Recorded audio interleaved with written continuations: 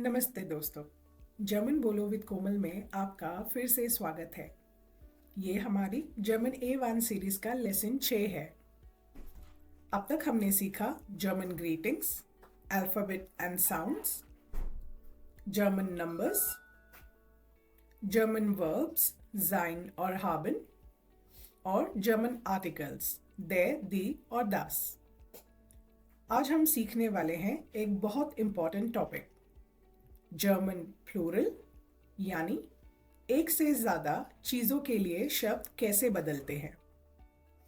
ये topic shopping, exam और daily conversation में बहुत काम आता है।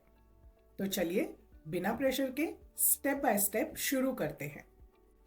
प्लूरल क्या होते हैं? जब हम एक चीज़ की बात करते हैं उसे कहते हैं सिंगुलर, और जब हम एक से ज़्यादा चीज़ों की बात करते हैं उसे कहते हैं प्लूरल। अब देखते हैं जर्मन वर्ड्स के आर्टिकल कैसे चेंज होते हैं। पहले singular, der Mann, die Frau, das Kind। Plural में सब आर्टिकल्स दी बन जाते हैं, जैसे die Männer, die Frauen, die Kinder।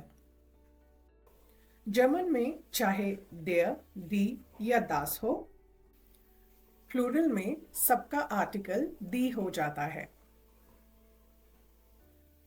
अब देखते हैं नाउन के एंडिंग कैसे बदलते हैं। कई वर्ड्स में प्लूरल बनाने के लिए ए ऐड होता है, जैसे der Hund, die Hunde। कई वर्ड्स में प्लूरल बनाने के लिए ए एन या एन लग जाता है, जैसे die Frau, die Frauen। और कोई वर्ड्स में ए आर एंडिंग होती है, जैसे das Kind, die Kinder। इसमें वर्ड थोड़ा चेंज होता है, इसे प्रैक्टिस से आसानी से याद कर सकते हैं।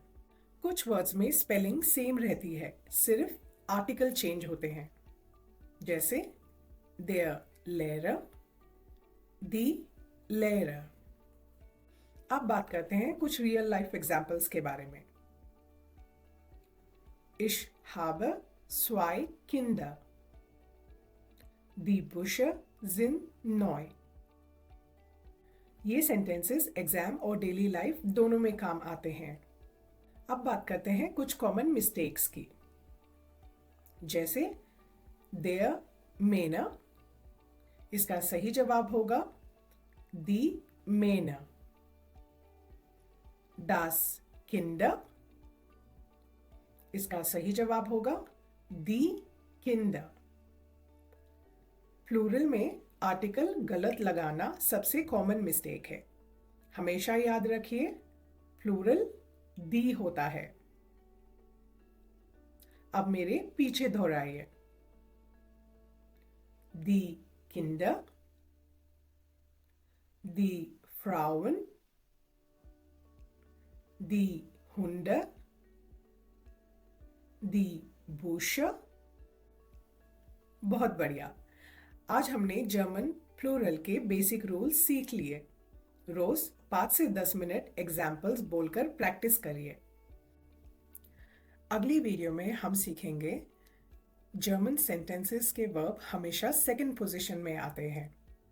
और अगर आपको ये वीडियो हेल्पफुल लगे तो सब्सक्राइब करिए और कमेंट में कोई भी 2 जर्मन प्लूरल वर्ड्स लिखिए आर्टिकल के साथ। जर्मन बोलते रहिए। मिलते हैं अगले लेसन में। Auf Wiedersehen!